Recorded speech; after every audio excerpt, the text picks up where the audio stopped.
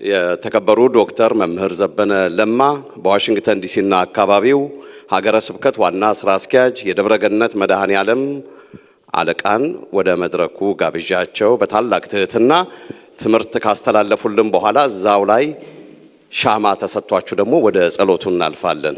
እናመሰግናለን። በስመ አብ ወወልድ ወመንፈስ ቅዱስ አሐዱ አምላክ አሜን። ኦግዚኦ አርፍ ለነፍሰ ገብርከ ቃለ አብ ሀገረ ሕይወትን መንግስተ ሰማያትን አውርስልን፣ ልጆቹን አጽናናልን። በዚህ ያላችሁ እንዴት አመሻችሁ? እንዴት አመሻችሁ? እንዴት አመሻችሁ? ሰማይን ያለ ምሰሶ ከነግሱ ይዘረጋ፣ ምድርንም በውሃ ላይ ያለ ካስማ ከነልብሱ ያጸና፣ ደመናን ያለ ድምፅ የሚመራው፣ አየርን ሳይታይ የሚያስጉዘው ኃያሉ አምላክ የሰራዊት ጌታ እግዚአብሔር ከዘላለም እስከ ዘላለም ለስም አጠራሩ ክብር ምስጋና ይግባው። የእመቤታችን ምልጃ የመላእክት ቅዱሳን በረከት በነፍሰ ገብሩ ቃለ አብ ነጻነት ላይና እዚህ ባለነው በሁላችን ላይ አድሮ ይኖርልን። አጭር ቃል ለማስተላለፍ ሁለት ሰዎች የእግዚአብሔርን ባህሪ በተለይ ስለሞትና አንዳንድ ነገር ጠየቁ። አንዱ ዕዝራ ነው፣ ሁለተኛው ኤርምያስ ነው። ዕዝራ ራስ ፈጠርከን ፍጠረን ሳንልህ እንደገና ደግሞ ትገለናለህ እያለ የእግዚአብሔርን ባህሪ ለመመርመር ብዙ ነገር ውስጥ ገባ። በሌላም ስፍራ አንቺ ምድር ዛሬ እንረግጥሻለን፣ ነገ አንቺ ከበላያችን ነሽ። አንቺ ምድር ዛሬ ካንቺ የሚወጣውን ውሃ እንጠጣለን፣ ነገ አንቺ ደማችንን ትጠጫለሽ። አንቺ ምድር ዛሬ ባንቺ የሚበቅለውን እንበላለን፣ ነገ አንቺ የኛን ስጋ ትበያለሽ። እየተመራመረ ለምንድን ነው እግዚአብሔር እንዲህ የሚያደርገው? አንዳንድ ጊዜ ይህን ጥያቄ ጠይቃላችሁ። እንዴት ነፃነትን አሁን በዚህ እድሜ ለምን ይወስደዋል? ወይም ደግሞ የሚያስደነግጣችሁ ሀዘን ሲቀርብ ለምንድን ነው እንላለን። ይህን ጥያቄ ነው ለዕዝራና ለኤርምያስ እግዚአብሔር መልስ የሰጣቸው። ዕዝራን መልአኩ ራኤል ተላከለት። ዕዝራ የእግዚአብሔርን ባህሪ ማወቅ ፈልገሃል አይደለም? መርምረሃል። እንግዲያው አንድ ቀላል ጥያቄ ልጠይቅህና ከዛ የእግዚአብሔርን ባህሪ እንነጋገራለን። ትላንትና ቀኑ ምን ነበረ አለው። የትላንትናን ቀን ትላንት ማክሰኞ ነበር ትላንት። ዕዝራ ማክሰኞን አሁን አምጣና አሳየኝ አለው። ምን አልኩ ራኤል? እኮ ትላንት ማክሰኞን አምጣና አሳየኝ። እንዴት ይቻለኛል? ታዲያችን ቀላል ጥያቄ መመለስ ማትችል አቅመቢስ የእግዚአብሔርን ባህሪ ለማወቅ ትፈልጋለህን አለው። ጸጥ አለ። ኤርምያስም እንደዚሁ ጠይቆ ስለነበረ ኤርምያስ አለ። ለሱ ደግሞ ራሱ እግዚአብሔር መጣና በል ኤርምያስ ማወቅ ፈልጋል አይደል? እግዚአብሔር የሚሰራውን አንዳንድ ነገር መመርመር ፈልጋል። በል እሺ፣ አሁን አንድ ፈረሰኛ እልክልሃለሁ፣ ያን ፈረሰኛ ተከተለው። እሺ። አንድ ሰንጋ ፈረስ ላይ የተቀመጠ አንድ ሰው እየጋለበ በኤርምያስ ፊት ብሎ እየጋለበ አለፈ። ኤርምያስ ቶሎ በል ተከተለው አለው። ኤርምያስ ወዲያው እየሮጠ ትንሽ ሞከረ። ፈረሰኛው ጥሎት ሄደ። ቆመ። ተከተለው እንጂ አይ አልቻልኩም። እሺ ሌላ ፈረሰኛ ልላክልህ። አሁን ደግሞ ሰንጋ ፈረሱ ላይ ያለው አይታይም፣ ነፋስ ነው፣ ረቂቅ ነው። ኤርምያስ ፊት ትንሽም አልቆመም፣ እፍ ብሎ አለፈ። ኤርምያስ ተከተለው አለው። የቅድሙንም አልቻልኩም እንኳን ይሄንን ምን ማለት ነው እግዚአብሔር ሆይ ለምን እንደው እንዲምትለኝ አለው። ኤርምያስ የቅድሙ ፈረሱ ላይ ያለው ሰውዬ ያንተ ሐሳብ ነው። ሁለተኛው ግን ያየኸው የማይታየው በነፋስ ያለው እኔ ነኝ። እንኳን የኔን ባህሪ የራስህን ሐሳብ መከተል አትችልም። ብዙ ጊዜ ለዚህ ነው ጥያቄዎቻችን ብዙ ነገሮችን ሲያመጡ እግዚአብሔር መልስ የሚሰጠን ወዲያው እግዚአብሔር መልስ ይሰጣችኋል። በአንድ መንገድ ላይ ይሰጣችኋል። ምክንያቱም አንዳንድ ጊዜ የማታውቁት ነገር አለ። ድንገት የመኪና አደጋ አጋጥሞት አንድ ሰው ቢሞት እንደው ትንሽ ቢቆይ ብናስታምመው ልንል እንችላለን እኛ። እግዚአብሔር ግን ቀጥሎ ያለው ነገር ያውቃል። ሁለት እግሮቹ ከንቶ ሆነው ወይ ደግሞ እጁ ሆኖ ወይ አይኑ የሆነ ነገር ሆኖ ያ ሰው አስታማሚ ላይ ኖሮ ይችላል እዚህ ምድር ላይ። እንደገና ሌላ ጭንቀት፣ እንደገና ሌላ ሁከት እንዲሆነው በተረፈልን እንላለን። እኛም እናስበውና እግዚአብሔር የሚያስበው የሚገናኝ ነገር አይደለም። አንተሙ ተሐውሩ ግድመ ግድመ አሐውር ግድመ ግድመ ይላል የኢሳይያስ ቃል ላይ ነው እግዚአብሔር ቃል። እናንተ የምትሄዱት በዚህ ነው፣ እኔ የምሄደው በዚህ ነው። እናንተ የምታስቡት በዚህ ነው፣ እኔ የማስበው በዚህ ነው ይላል። ስለዚህ እግዚአብሔር ዓላማው ምን ይሁን ብላችሁ አንተ ያልከው ይሁን በሉ፣ ነገሮችን ሁሉ ለበጎ ነው በሉ ብሎ ያስተምረናል። ሁሉ ነገር ለበጎ ነው፣ እግዚአብሔር ያውቃል። ሌላው ብዙ ጊዜ እኛ የምንጨነቀው ስለዚች ምድር ነው። እዚህ ምድር ላይ ስላለው ነገር ብቻ ነው የምንጨነቀው እንጂ አሁን ሰው ሲባል ስጋና ነፍስ ነው። ስጋና ነፍስ ነው። ስጋና ነፍስ ሲኖረን ስጋ እዚሁ ነው የሚጎተተን ብዙ ጊዜ። ነፍሳችን ግን ሁሌ ስትጠማ ታዋታላችሁ። አሁን በጠቅላላ ሁላችንም የነፍስ ረሃብተኞች ነን፣ የስጋ አይደለም። አሁን እዚህ ሀገር ላይ ነን፣ እንበላለን፣ እንጠጣለን፣ ጥሩ ኢትዮጵያም ያለው ግን ስጋ ይበላል፣ ይጠጣል፣ ይለብሳል። ነፍስ ግን ሁሌ ትጠማለች። ዳዊት እንዲህ አይነት ነገር ውስጡን ሲነካው ምን አለ? ነፍሴ አምላኬ ሆይ ነፍሴ አንተን ተጠማች ይላል። ያቺ የነፍስ እርካታ ወዴት ነው የምትገኘው? ነፍስ ሁል ጊዜ ትጠማለች፣ ሁል ጊዜ ትናፍቃለች። መቼ ነው አምላኬን ማየው ትላለች። መቼ ነው ወደ አምላኬ ፊት ምደርሰው ትላለች። የነፍስ ጉዳይ እንደዛ ነው። የስጋ ጉዳይ ግን እዚህ ሆነ። ምክንያቱም አራት ባህሪያት አይደል ያሉን? ከዚህ ከጥፍራችን ጀምሮ እስከዚህ ድረስ ያለው የአፈር ባህሪ ነው። ከታች እስከዚህ ያለው የአፈር ባህሪ ነው።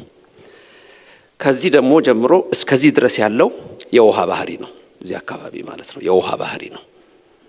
ከዚህ ጀምሮ ደግሞ እስከዚህ ድረስ ያለው የነፋስ ባህሪ ነው። እነ ሳምባ ሁሉ ያሉት እዚህ ነው። ውሃ እዚህ አካባቢ ነው፣ ነፋስ እዚህ አካባቢ ነው። ይሄኛው አፈር ነው። ጥፍር እየቆረጥክ የምጥለው መሬት ላይ ነው የሚረግጠው።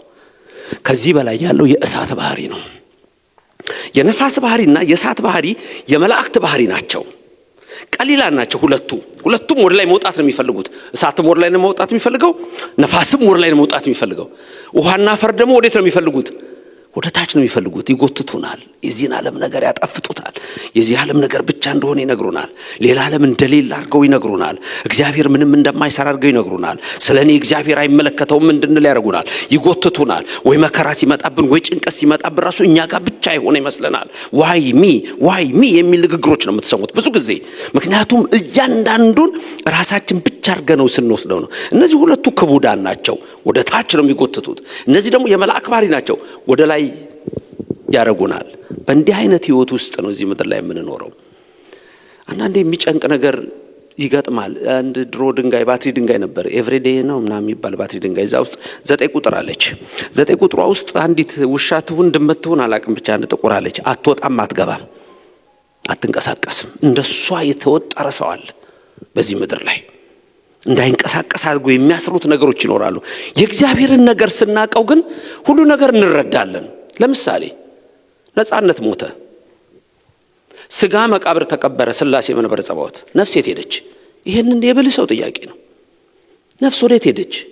ነፍስ አትሞትም፣ ነፍስ ያው ናት። ወዴት ሄደች እቺ ነፍስ ብሎ መጠየቅ ያስፈልጋል።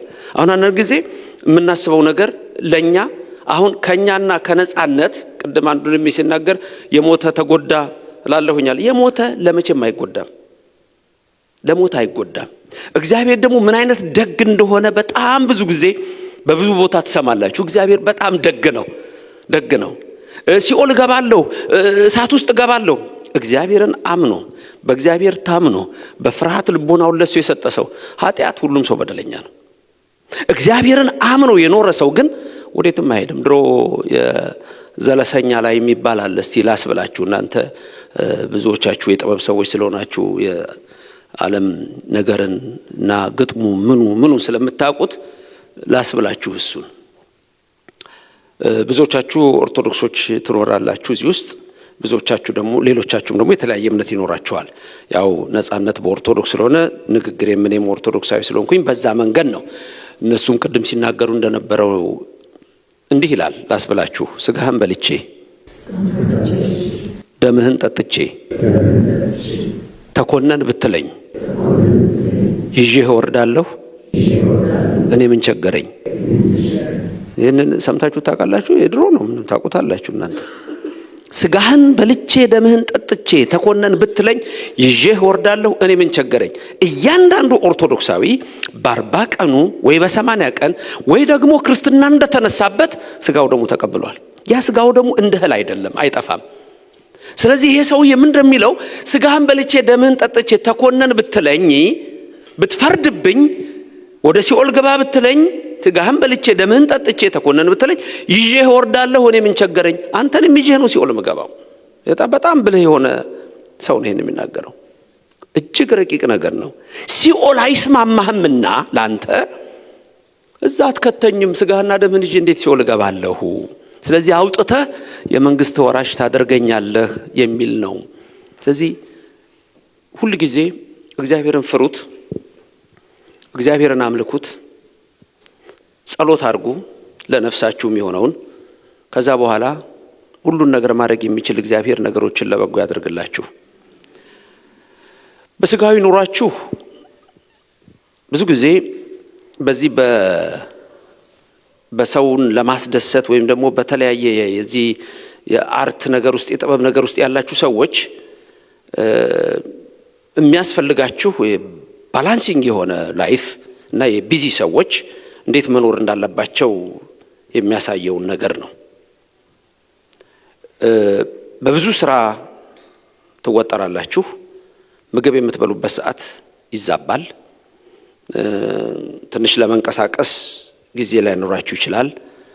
ወደዳችሁም ጠላችሁም ከአሜሪካን ፕሬዝዳንት በላይ ቢዚ እዚህ ዓለም ላይ የለም። ቢያንስ 45 ደቂቃ ስፖርት መስራት አለበት። የፈለገ በስራ ብትጠመዱ በእግራችሁ መሄድ መቻል አለባችሁ። በሰዓት ጾም ካልሆነ በሰዓት መመገብ ይኖርባችኋል። እዚህ አንድ ስለ ጊክስ የሚያወራ አንድ መጽሐፍ አለ። ሰዎች እንዴት ነው ራሳቸውን የሚችሉት በሚል እዚህ ጆርጅ ታውን የሚኖር ስለ አንድ ጠበቃ አለ። በነገሩ ቴክስቡክ ነው። እናቱን በጣም ነው የሚወደው።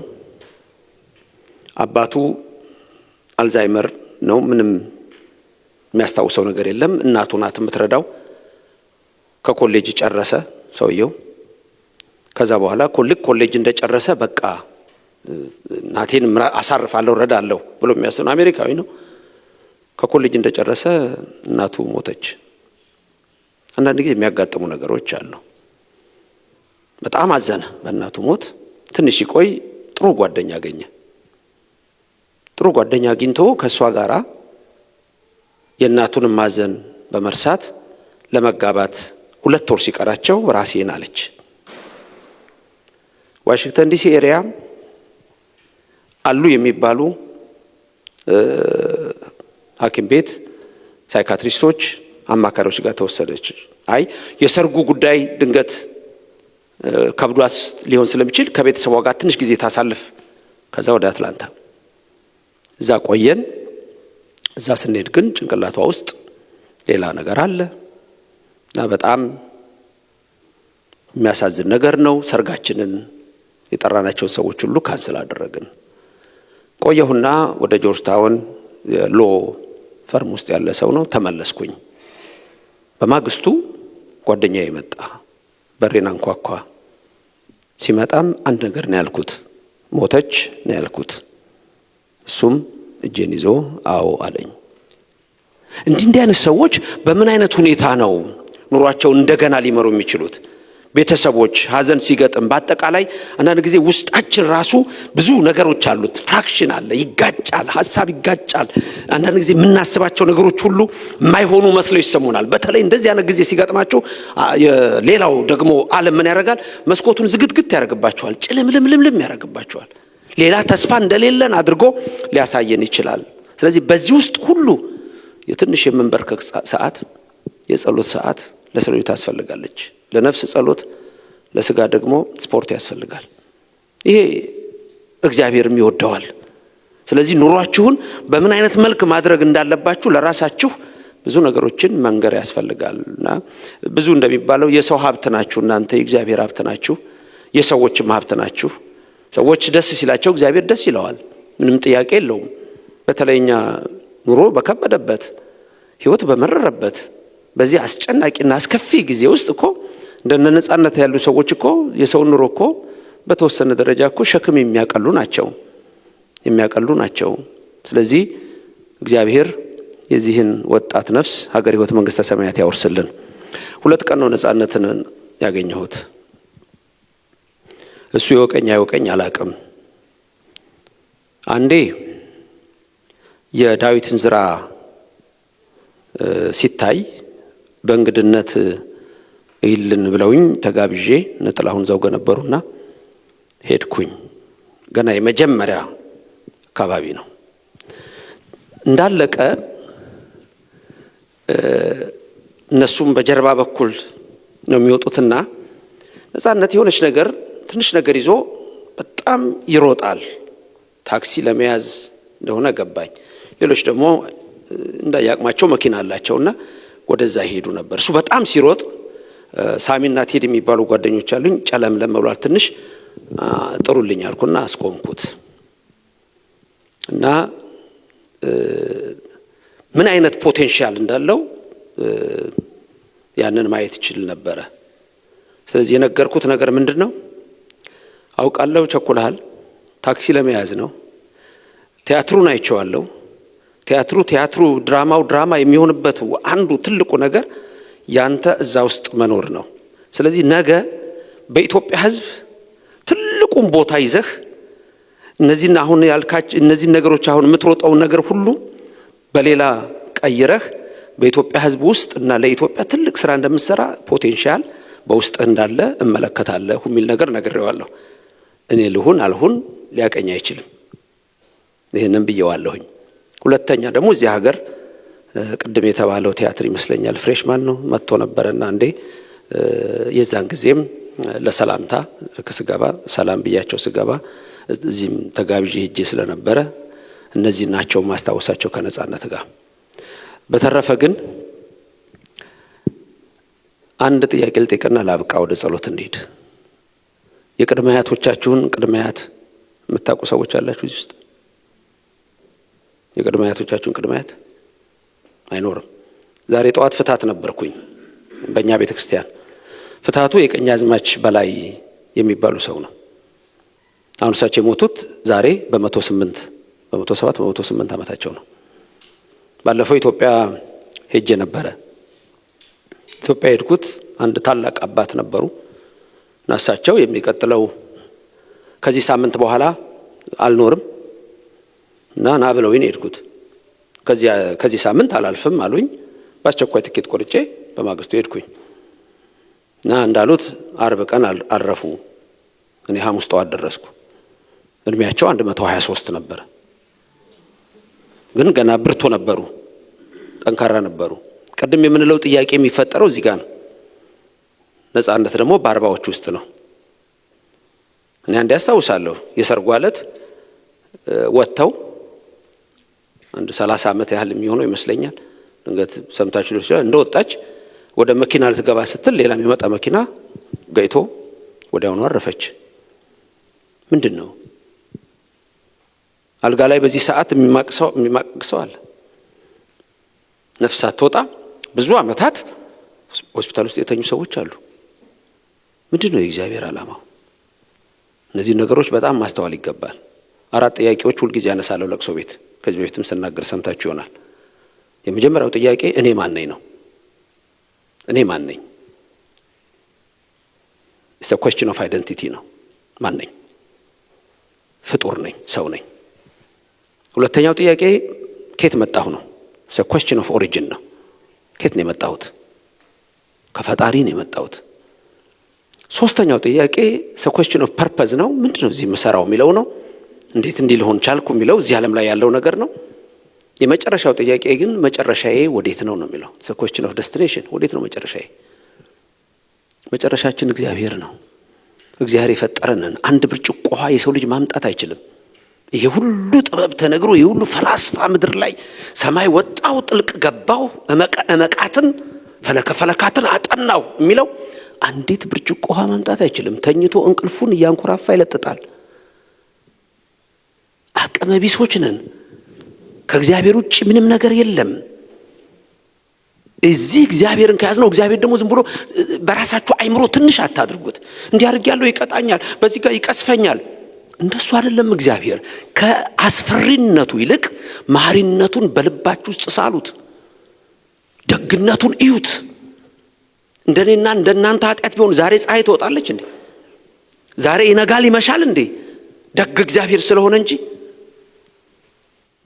የእግዚአብሔር ገንዘቦች ናችሁ። እግዚአብሔር ገንዘቡን ወደ ራሱ ነው የሚከተው። ሁሌ ላለው ከኪሳችሁ 100 ብር ወድቆ ጭቃ ቢነካ ትቶ የምትሄዱ ብዬ አንድም ሰው እስከዛሬ ያላገኘውም። ትቶ የሚሄድ ማትቶ ይሄዳል። ገንዘቡ ነዋ። ጭቃውን ጠርጎ ክትት ነዋ። ኃጢአት በደል ቢነካችሁ ርኩሰት ቢነካችሁ ብትቆሽሹበት ሕጽበኒ ወአንጻኒ ማጥያቴ እጠበኝ አንጻኝ ከበረዶም ይልቅ ነጭ ሆንልሃለሁ ይላል ልበ አምላክ ዳዊት። እንደዛ እያጠበ ገንዘቡ ስለሆናችሁ ወደ እግዚአብሔር መንግስት ያገባራል። ነፃነትን ወደዛ ነው የሚያገባው። አምላካችን ስሙ የተመሰገነ ይሁን። ደግ እግዚአብሔር ነው ያለን። ደግ ነገሩን ያድርግልን። ይቅር ባይ እግዚአብሔር ነው። ይቅርታውን ቸርነቱን ያድርግልን። በኑሯችሁ በነፍስም በስጋም ነፍስና ስጋ ናችሁ። ለስጋችሁ መልበስ አለባችሁ፣ ለስጋችሁ መብላት አለባችሁ፣ ለስጋችሁ መተኛት አለባችሁ፣ ለስጋችሁ እንቅስቃሴ ማድረግ አለባችሁ። ለነፍስና ለስጋ ጭምር ደግሞ በእግዚአብሔር ፊት ትንሽ ስግደት ትኑራችሁ። 41 ስግደት፣ ትንሽ ጸሎት ትኑራችሁ። በቃ ከዛ ውጪ ግን አሁን የቅድመ አያቶቻችሁን ቅድመ አያት አናቅህም አላችሁኝ አይደለ? ስንሞት ስንሄድ እናቃቸዋለን በደንብ። አሁን እኛ ነፃነትን አናየውም ማለት ቅድም እንዳለ ወንድማችን፣ አሁን ነፃነትን አናየውም። ነፃነት እኛን ያየናል ወይ? በደንብ። ነፍስ ሙሉ ዕውቀት ነው የምትመላው። ዛሬ በድንግዝግዝ ነው የምናየው አለ ጳውሎስ ሐዋርያ። ዛሬ በድንግዝግዝ ነው የምናየው። ድንግዝግዝ ማለት ይሄ ጭልምልምልም ብሎ ዝም ብሎ የሆነ ቅርጽ ሁሉ ሰው የሚመስለን ድንግዝግዝ።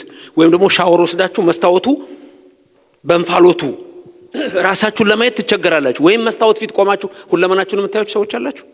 በመስታወት ነው የምናየው በድንግዝግዝ አለ ጳውሎስ ሐዋርያ። መስታወት ፊት ስትቆሙ ይሄን ብቻ ነው የምታዩት። ይሄንን አታዩም። በዚህም መስታወት ብታደርጉ እንደው አብዝቷችሁ እንደሆነ ነገር ያደርጋችኋል እንጂ አታዩም ራሳችሁን። እዛ ስንሄድ ግን ፊት ለፊት ነው የምናየው አለ። ምንም የሚሰወረን የለም አለ። አብርሃም ማን ነው? ይስሐቅ ማን ነው? እዛ ስንሄድ እናውቃለን አለ።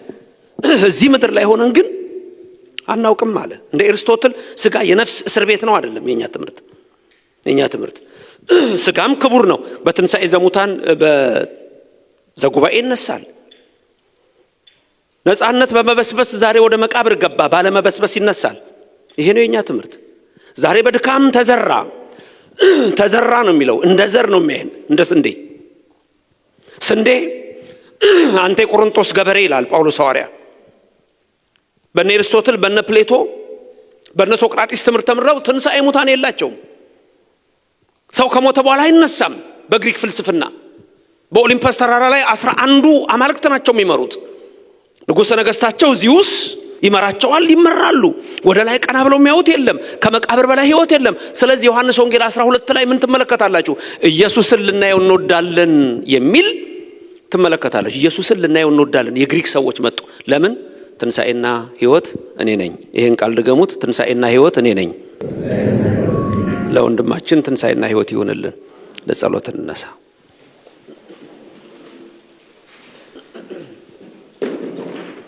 ጸሎቱን የምናደርሰው ለወንድማችን ለነጻነትም እንደገና ደግሞ ለራሳችንም ነው እና ለሀገራችንም እና ለታመሙ እና ለሞቱ ዘመዶች ሁሉ ነው የምናደርገው። በነጻነት በዚህ ባረፈበት መታሰቢያ እኛም ደግሞ ይህን ጸሎት እናደርጋለን። ቅዱስ እግዚአብሔር የሚለውን ሳስብላችሁ በኋላ ቅዱስ እግዚአብሔር የሚለውን 3 ጊዜ ማስብላችኋለ። ከዛ ስብሐት ለአብ ብለን አመስግነን እንጨርሳለን። እነዚህን መብራቶች ሁላችሁም መያዝ ትችላላችሁ። አሁን የሚሰጥ ከሆነ መያዝ ትችላላችሁ።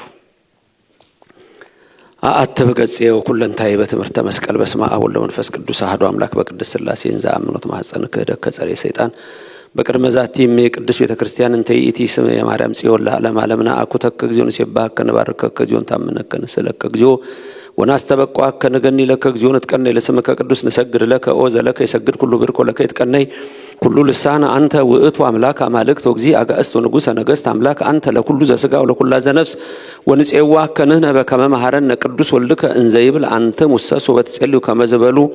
የጌቶች ጌታ የነገስታት ንጉሥ የአማልክት አምላክ የኃያላን ኃያል የክቡራን ክቡር የቅዱሳን ቅዱስ የሰራዊት ጌታ እግዚአብሔር አምላካችን ሆይ በዚህ ሰዓት እኛ ልጆች ተሰብስበን ልጅህን ወንድማችንን ነጻነትን ቃለ አብን በሀገረ ሕይወት በመንግስተ ሰማያት እንድታኖርልን እኛም ሁላችንን በረድኤት በቸርነት እንዳትለየን ከዚህ በፊትም የሞቱትን ሁሉ እንድትምርልን እንድታጸድቅልን እዚህ ያለነው ልጆች በጠቅላላ እንማጸናሃለንና በእናትህ አማላጅነት በመላእክት ጥበቃ በቅዱሳን በረከት ለነፍሰ ገብሩ ቃለ አብ ለወንድማችን ነጻነት እንዲሁም ደግሞ ለእኛም ሰላምህን ፍቅርን ጸጋህ እንድታጎናጽፈን ቅዱስ ፍቃድ ይሁንልን።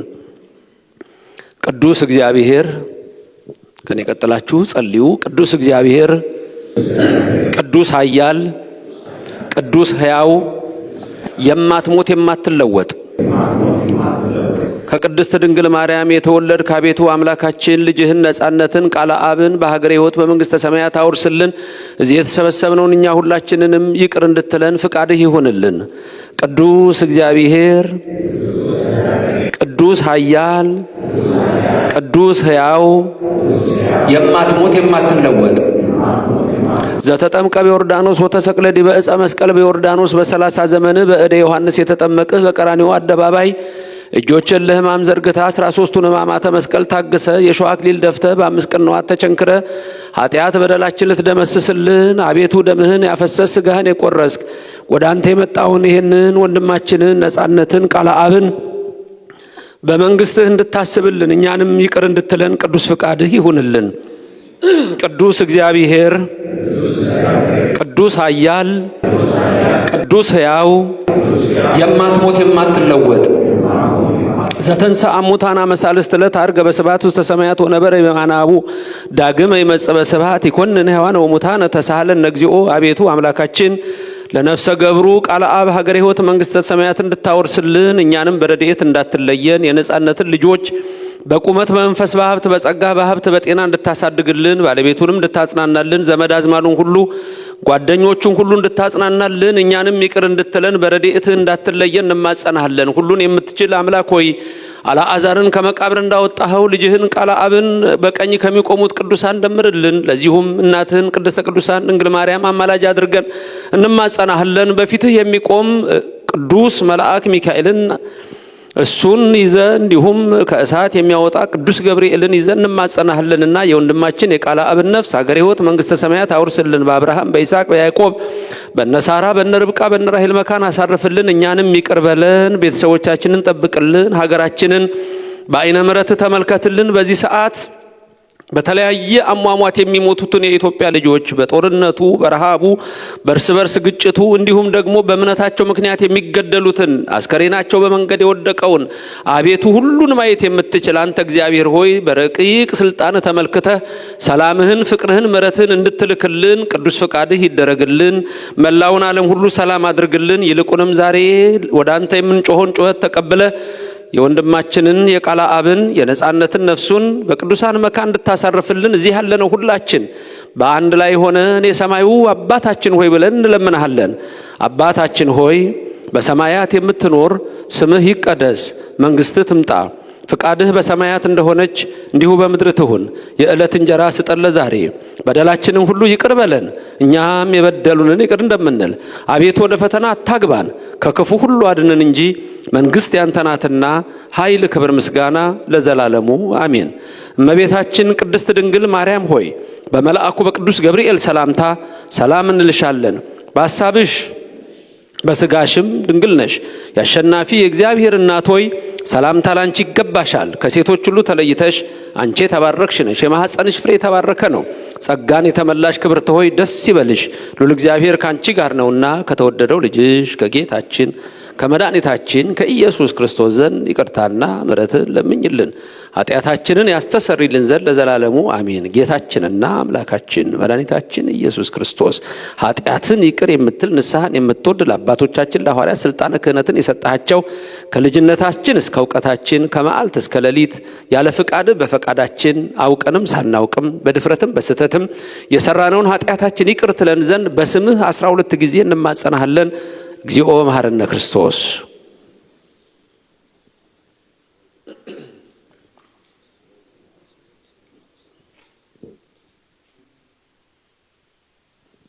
ባለፈው በሰራነው ሁሉ ይቅር በለን፣ በሚመጣውም አንተ ጠብቀን፣ ስለ እናት ስለ ድንግል ማርያም ብለህ ከማሁ በእንተ እግዝእትነ ማርያም 12 ጊዜ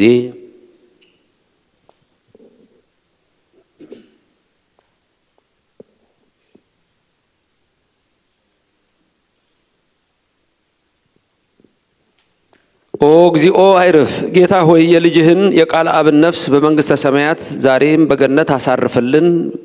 በሐልዮ በነቢብ በገቢር የማይሰራ ኃጢአት እግዚአብሔር ይፍታ። እግዚአብሔር ሁላችን ይባርከን። እግዚአብሔር እረኛዬ ነው የሚለውን መዝሙር ከኔ ጋር እንደቆማችሁ እንዘምር። እግዚአብሔር እረኛዬ ነው የሚለውን ዘምረን ቀጥሎ ደግሞ እግዚአብሔር እረኛው ነው በሚል ደግሞ እንዘምረዋለን። እግዚአብሔር አምላካችን ነጻነትን የመንግስቱ ዜጋ ያድርግልን፣ ልጆቹን ያሳድግልን። እናንተንም ይህንን ዝግጅት ያዘጋጁትን ሁሉ ብድር ይግባልን፣ ክፉ አይንካችሁላችሁንም። እግዚአብሔር እረኛዬ ነው ይጠብቀኛል።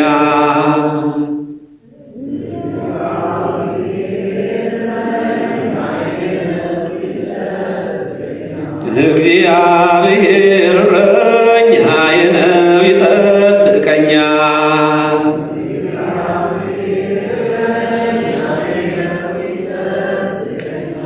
በዕረፍት ውኃ በለምለም መስክ፣ በዕረፍት ውኃ በለምለም መስክ እኔን ይመራኛል። በዕረፍት ውኃ በለምለም መስክ፣ በዕረፍት ውኃ በለምለም መስክ እኔን ይመራኛል። እግዚአብሔር እረኛዬ ነው ይጠብቀኛል።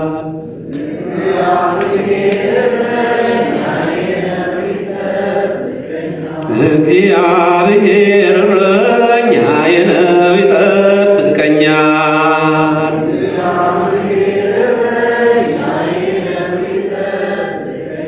በዕረፍት ውኃ በለምለም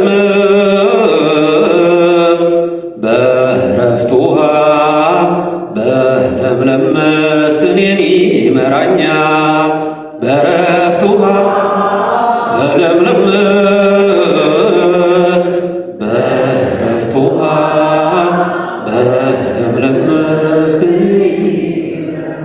እግዚአብሔር እረኛው ነው ይጠብቀዋል።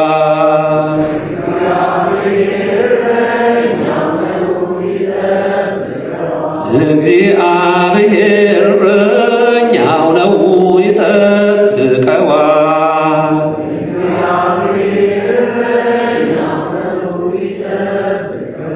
በዕረፍት ውኃ በለምለም መስክ፣ በዕረፍት ውኃ በለምለም መስክ ነፍሴን ይመራዋል።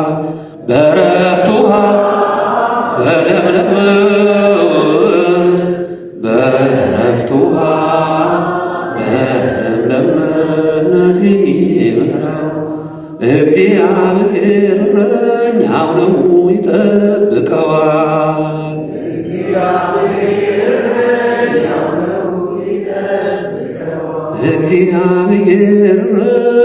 ነው ይጠብቀዋል። እግዚአብሔር እረኛው ነው ይጠብቀዋል። እግዚአብሔር እረኛው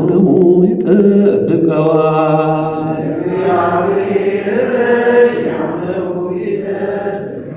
በዕረፍት ውኃ በለምለም መስክ፣ በዕረፍት ውኃ በለምለም መስክ እሱን ይመራዋል። በዕረፍት ውኃ በለምለም መስክ፣ በዕረፍት ውኃ በለምለም መስክ እግዚአብሔር እረኛዬ ነው ይጠብቀኛል። እግዚአብሔር እረኛዬ ነው ይጠብቀኛል። እግዚአብሔር እረኛዬ ነው ይጠብቀኛል። እግዚአብሔር እረኛ ይሆናችሁ፣ ከመከራ ሥጋ ከመከራ ነፍስ ይሰውራችሁ፣ ከሐዘነ ሥጋ ከሐዘነ ነፍስ ይሰውራችሁ፣ ከሞተ ሥጋ ከሞተ ነፍስ ይሰውራችሁ፣ ሀብተ ሥጋ ሀብተ ነፍስ ይስጣችሁ፣ ረድኤተ ሥጋ ረድኤተ ነፍስ ይስጣችሁ፣ ትፍሲተ ሥጋ ትፍሲተ ነፍስን ይስጣችሁ፣ ወንድማችንን በገነት ያሰርፍልን። በአንድ የልብ ወግ የሚል ላይ ሲናገር ከሰማሁት ከውስጥ የወሰድኩት ነገር አለ። ሰዎችን በዛ መንገድ ነው እማያቸው። ዛሬ እዚህ ያስመጣኝ አንደኛ ኦርቶዶክሳዊ እምነቱ የጠነከረ ስለሆነ ብዙ ነገሮችንም ስለሚያደርግ ነው። እዛ ንግግር ላይ የምንሰማው ስለ ገንዘብ አወጣጥ ሲናገር ብዙ ነገር አለ አለ። አስራት አለ፣ በኩራት አለ። እነሱን ሁሉ ካደረኩ በኋላ ደግሞ በሌላ መንገድ ብዙ ነገር አደርጋለሁ ሲል ሰማሁ። ምን አይነት ጠንካራ ክርስቲያን ነው ማለት እኮ ነው። ስለዚህ ይሄ ቀላል ነገር አይደለም እና እናንተ እግዚአብሔር እንዴት እንደሚወዳችሁ ብቻዩ ሰው በሚለው መንፈስ ሰዎች ስለሚያወሩት ነገር እንደዛ አይነት ነገሮችን በፍጹም ወደ ውስጣችሁ አታስገቡ። በእናንተ ደረጃ ቅድም ያልኩት በጣም ከፍ ያሉ ነገሮች አሉ። ብዙ አይነት ነገሮች ይኖራሉ። አንድ ነገር ሁሉ ጊዜ ትኩረት ስጡ። የምንጠቀምበት ነገር መንገድ ላይ ስትሄዱ ውሻ ሲጮህባችሁ ትጮሃላችሁ? ውሻው እየጮህባችሁ ዞራችሁ ከውሻው ጋር ትጮሃላችሁ? ጉዟችሁን ያዙ፣ መስመራችሁን ያዙ፣ እግዚአብሔርን ፍሩ፣ ስራ ስሩ። ያኔ እግዚአብሔር እጅ ደግሞ በእናንተ ላይ ጥላ ይሆናል፣ ጥላ ይሆናችሁ፣ ከለላ ይሆናል፣ ከለላ ይሆናችሁ። በምትሄዱበት ሁሉ ደግሞ የእግዚአብሔር ስም ስለምታስተዋውቁ እኔ ደስ ይለኛል። የማይገነዘቡ ሰዎች አሉ። የእግዚአብሔር ስም አሁን ቅድም ሰዎች የመጡ እንደምን ዋላችሁ ሲሉ ዝም አትበሉ። በፍጹም እንደምን ዋላችሁ ላለ ሰው ሁሉ እግዚአብሔር ይመስገን መልስ ስጡ። በየደቂቃው በየሰካንዷ ማመስገን እንዴት መታደል ነው። እግዚአብሔር ይባርካችሁ፣ ፊቱን የሚያብራላችሁ። እንደዚህ አይነት ሞት ሲመጣ አረፈ ነው የምንለው እኛ። በቤተ ክርስቲያን ስትሄዱ ፍታት ሲደረግም የሚባለው ጸሎት አረፈ ነው። ነፍሴ አትሞትም፣ ነፍሴን ያድናታል ኢየሱስ ክርስቶስ። ስለዚህ ነፍሴ ወደ ረፍትሽ ግቢ ነው የሚባለው ዛሬ። ነፍሴ ወደ ረፍትሽ ግቢ፣ ይሄ ነው የሚባለው ሁሉ ይሄ ነው። ወደ ረፍትሽ ነፍስ ቅድም እንዳልኳችሁ ወደ እግዚአብሔር ነው የምትሄደውና የሚዜመው ዜማ እንዲህ የሚል ነው። እንደቆማችሁ ሻማችሁም ስለያዛችሁ በተኮላደፈ ድምፅ ልበልላችሁ። ግብእ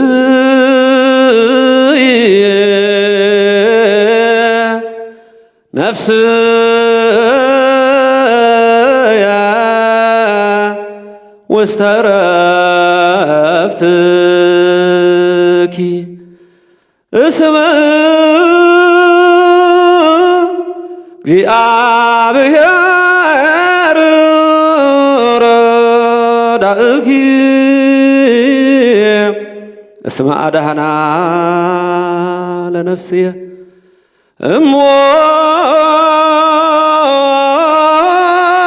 እሞት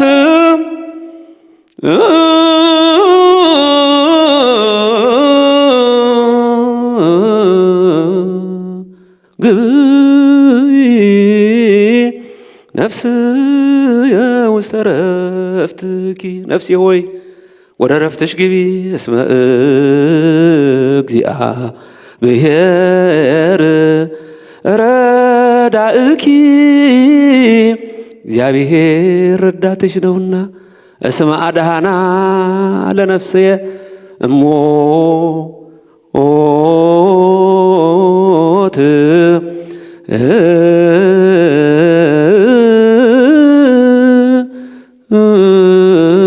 ነፍሴን እግዚአብሔር ከሞት አድኗታልና። ይሄ ነው ሰው የሚለው ሲሞት።